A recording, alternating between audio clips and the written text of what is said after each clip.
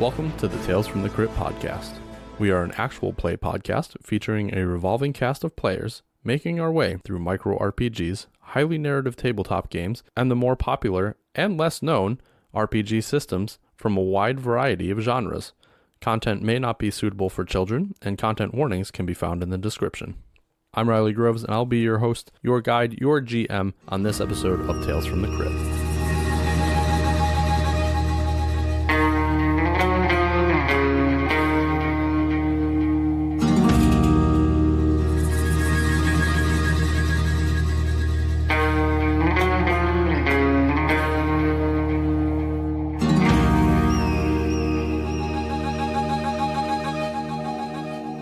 For Jessie Jane, it was 10 years ago when the worst night of her life occurred.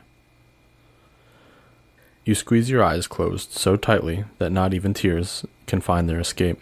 You listen as the sound of pounding boots dies down and out of hearing range.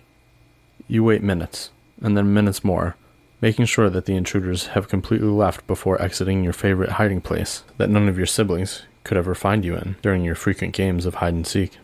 Finally, you leave your sanctuary, making your way through your house, with your eyes searching hesitantly before seeing the bodies of your parents and siblings unceremoniously arranged in the kitchen. Your feet feel as if they were weighed down by lead, and you begin to shuffle through puddles of blood. You kick something with your foot. However, your tunnel vision has set in, and the tears have welled up in your eyes. Give me a heart roll, please.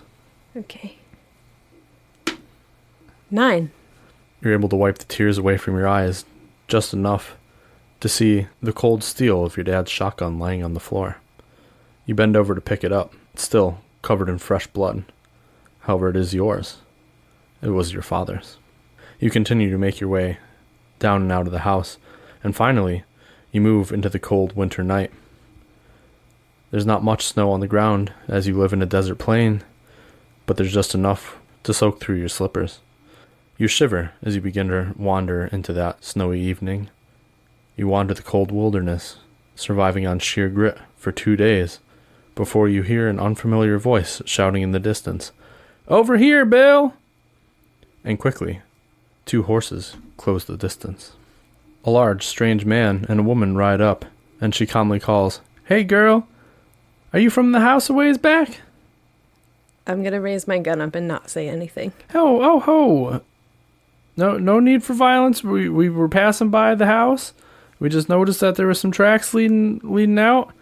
They were pretty little. It seemed to match somebody your age. We just wanted to make sure you were doing all right. It was a pretty gruesome scene back there. I'm okay. Are you with those bad guys? No, we're definitely not. We're definitely not. Don't worry, darling. We're some of the good folks. We're decent. Okay. You look pretty hungry. Yeah, and cold. Not a nice time to be wandering about. I'm gonna shoot them bad guys. I'm gonna go find them, and I'm gonna shoot all of them. Well, I can appreciate that, darling. Can't you, Katie? Yeah, absolutely, but I think first you need to get some food in you, dress a little warmer, maybe, put on a few inches before you go seeking vengeance. Okay, but then we can shoot them. Oh yeah, I'll even help you shoot 'em. Good. What's your name, darling? My name is Jessie. Jessie. You got a last name? Jane. Jessie Jane. What a fine name. Well, I'm Bill, and this is Katie Lancaster. Hi, Bill. Hi, Katie. Pleasure to meet you, darling. Why don't you hop up on my horse here? Okay. I got some jerky and some hardtack. Yum. I love jerky. Yeah, I bet you do. Why don't you go ahead and point that scattergun in a different direction for me? You can put it down. Okay, it's so heavy. Yeah, I'm sure. We got a holster for it and everything. Here. And Katie leans over, taking your scattergun and helping you up onto her horse. It's going to be a bit of a ride before we're somewhere safe and warm, but it shouldn't take too long, a few hours ride. That all right with you? Yeah, I can do that. All right. A few days pass. You and Bill are wandering in the woods, doing some hunting. So, have you used that before, little miss? I've fired it once. All right. Well, that's good. Why don't you go ahead and show me your form, just in case something jumps out here that we're ready to take down, and want to make sure you're doing it right. Okay, she holds it up right and she puts the butt of the gun in her shoulder like she's supposed to. Well, that's a good form. Yeah. Who taught you how to shoot? My daddy. Your daddy, huh? I bet he was a pretty good guy. He was a good hunter. You want to do some practicing, or you want to wait around for a deer? Oh, heck yeah, I want to shoot. All right. Well, I just happened to bring this here bottle. Think you can blow it out of the sky? Oh, yeah. Yeah? All right. I'm going to toss it up when it gets high enough. Go ahead and blast it for me. Okay. Bill takes a few steps away, pulls an empty bottle from his coat pocket, and with a mighty heave, sends it spinning up into the air. Go ahead and give me a shot roll. So roll 2d6, please. 7? 7's a grazing shot. Ooh. So you're able to hit the bottle, but you send it spinning off after blasting the neck of it, but you don't shatter it completely.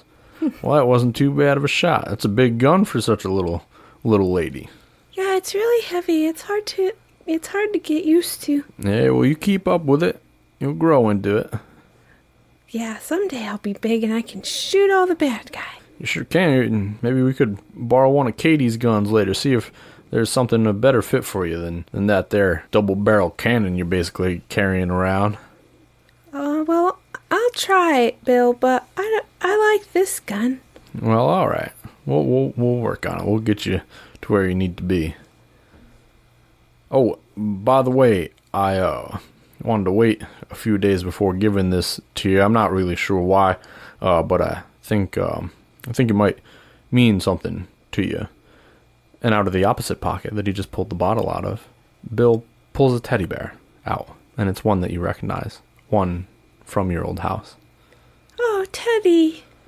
Yeah, I thought you might want this. When we were passing by, I ain't gonna get into too many details about it. It was a macabre scene, as I'm sure you're probably aware, and it brings up poor memories for you, so I'm not gonna linger on it. Katie and I did bury your family, just so you know they had their last rites. You know, it was nothing more than a couple gunslingers reading some passages, but I just wanted to let you know that they were laid to rest. I just didn't want to bring it up too soon. Oh, thanks, Bill. Thanks for my teddy. You're welcome. I hope that helps a little bit. And I've been hearing you toss and turn at night, and I can't imagine it's been too easy for you. My mommy made me this teddy when I was sick. Oh, yeah? What were you sick with? The measles. The measles? Yeah, that was real bad. I bet. You're all the stronger for it now. Yeah, I guess I am. Well, why don't we head back to camp? We can fetch some food later. I know Katie's been whipping up something good for us. Yo, my hope is deer. Do you have more of that jerky, Bill? Oh, I always got some jerky on me. An important lesson when traversing the wilderness. I always bring enough jerky. That's a good one. I like it. He snaps off a piece and hands you half and puts the other half in his mouth as well. Yum. 2 years pass, and you've spent them entirely with Katie Lancaster and Bill Haight. Well, Jesse, about time we get you trained up on these other guns. You keep using that scattergun, but I tell you, you got to be able to use a rifle. You got to be able to use a pistol. Oh, Bill, I can do it. I'm sure you can, but it's been years now, and you've just been holding on to that scattered gun. This is my old trusted gun. I like this one. Well, I'm sure, but, you know, you should be versatile. Other guns shoot a bit different. All right, fine. All right, Katie, why don't you give Jessie here your pistol? Why don't you give her your pistol, Bill? God damn it, you know ain't nobody touching my pistol. And Katie saddles up to you. All right, I know you ain't ever shot one of these before. But I could do it. You can do it, absolutely. I got this. Thanks, Katie. She quickly shows you the ins and outs of her handgun before handing it over. All right. Pumpkin on a post there, darling. Okay. Give me a shot roll. Still 2d6? 2d6, please. 10. Complete miss. Well, it looks like you shot over it a bit. Why don't you go ahead and give her another shot? I don't know how you shoot with this thing. It's so light. 9? You're able to hit the very outside of the target that they have set up. Yeah, not great. I guess a little better than last time.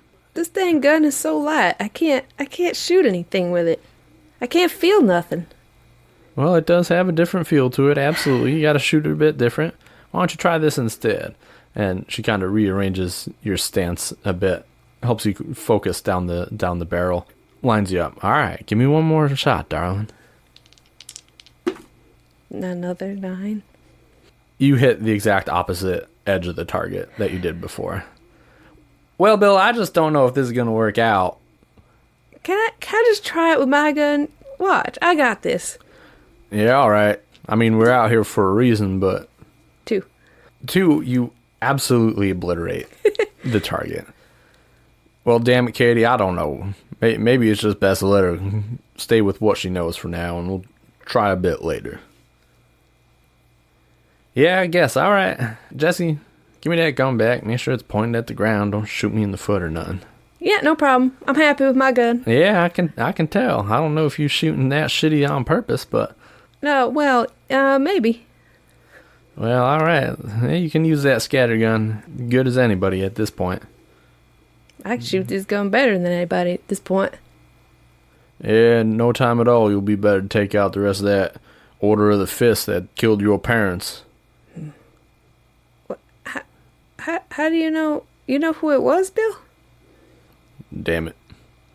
There you go again. Open your goddamn big mouth, Bill. Bill, you knew that the whole time? Yeah, we found out a while ago. We didn't know the whole time. We probably found out about a year ago. But darling, we did choose to keep it from you just for now. You're only 11. I know you want to get back at them boys, but... Well, the sooner I start searching, the better. No, vengeance is a fool's game. No, not when it's your family. Not when it's anyone you ever known. Vengeance is always a fool's game, Jesse. I don't agree with that. Neither do I. God damn it, Bill. I know that. I'm trying to take care of the girl, though. She's only 11. She can't go gallivanting around. You don't know what I can do. I got this. Do you see how I shot that pumpkin? Jesse, I do know what you can do. And you're very skilled, and you're tremendous. But you got a lot of life ahead of you. You got a lot of living to do. Got a lot of shooting to do. Yeah. Katie is right, though. At least, might have to wait till you're a little older anyways. How much older I gotta be? I'm old enough. You ain't old enough to go out on your own, and Katie and I ain't gonna come with you right now hunting down bandits. There's quite a few of them. Now, if we sit together and build the proper order, got a few more gunslingers on our side, perhaps, it's something that we could do. But you got a lot of friends, Bill. We could find some good folk. Friends is different than gunslingers. You don't just want friends with you. Well, I thought all your friends was gunslingers. They're dwindling in numbers, darling. There ain't many gunslingers left like us. But I suppose we put an order together. If you want, you can be part of that. We might run into them boys sooner rather than later anyhow. We'd love to have you. We've been talking about this for a while, you know. I know we aren't your real family, but you about as close to family as Bill and I is ever gonna get. Well, you guys is all the family I got too, so what's the name of the order we're starting, Bill? Well, Katie and I were kicking around some ideas, and you know, we're both from the mountains, and so we were thinking something nice and simple. Maybe the Order of the Mount. Also goes, you know, maybe it's a double entendre. I don't know if I'm using that right, but you know, we're some of the only ones that are mounted up these days. A lot of people just running around. A lot of horses got mutated. You know, I heard of a donkey that somebody was riding that was pretty special once, but you know, ain't so sure about that. What do you think? Is this stupid? Probably a pretty stupid name. No, Bill, I like it. The Order of the Mount. Sounds strong. Does sound strong. Like us. Damn right. Yeah, I like it. You like it? Yeah. Alright. Well, let's saddle up. Maybe we'll run into some other folks that we should add to the order. Well, alright, I'm ready. Alright. We head out now? As soon as we're done breaking down camp. You got any idea where we're going to start? Yeah, I got an idea. 4 years pass, and the three of you ride to a small cabin, down a well-worn path, crossing under a once pristine sign that has the last name Cocker emblazoned on it. You pull up to a cabin that sits empty and cold. Bill dismounts from his horse and makes his way inside. It's just you and Katie waiting outside the house. So, Katie, whose house we at? It's just a person from Bill's past. He used to be a suitor to the lady that lived here. Oh, we're getting Bill a girlfriend? I don't know about all that. He's been pretty cagey about why he wanted to come here. When he was coming years ago, we never came here together. So I don't really know what he's looking for, necessarily. Well, all right, then. But something tells me there's a bit about his past that he left here that he ain't willing to share. You know Bill. Yeah, he don't say much sometimes. Nah, not as much as he should. Well, it don't look like no one's here now. It don't. And judging by these tracks out of here, looks like they left in quite a hurry. Well, should we go get Bill? We just wait out here for him? The front door, when you say that, gets kicked open, and Bad Bill Haight looks about as physically large as you've ever seen him coming through, and he stomps back to his horse. Well, alright, ain't nothing here, let's get out of here. What are we doing here, Bill? Who is this house? We was looking for somebody, we was passing through, and just somebody I wanted to stop and say hi to. Your girlfriend? Nah, ain't my girlfriend, although I don't know what's befallen of her. But, somebody from my past that I figured I'd stop in and see how they were doing. Mm-hmm. Old Teddy Bear Bill, being all nice and suitor-like. Yeah, alright. 2 years pass, and you, Katie, and Bill have not found another person to add to your order. No one seemed worthy enough, and the few that have ended up being enemies, which you, Katie, and Bill quickly dispatched. You find yourself passing into a bustling town called Stansville, just intent on passing through, grabbing a quick meal, and maybe a night's rest. And that's where we're going to end it. Oh, okay.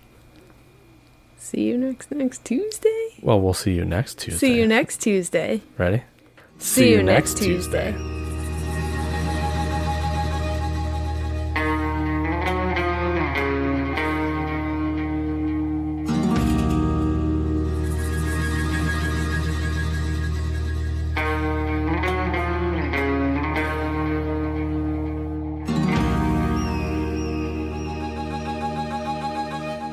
Tales from the Crypt podcast is recorded in the Wolfbeard Games studio in upstate New York. If you've enjoyed hanging out with us, please subscribe on whichever platform you listen to. If you really like us, also leave us a review. It's very helpful. If you want to follow us more, you can find us on Instagram at Tales from the Crypt podcast. We've enjoyed our time with you today, and we look forward to seeing you next time at Tales from the Crypt.